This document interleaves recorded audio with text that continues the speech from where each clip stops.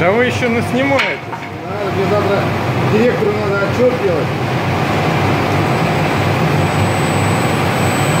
А что деньги потрачивать?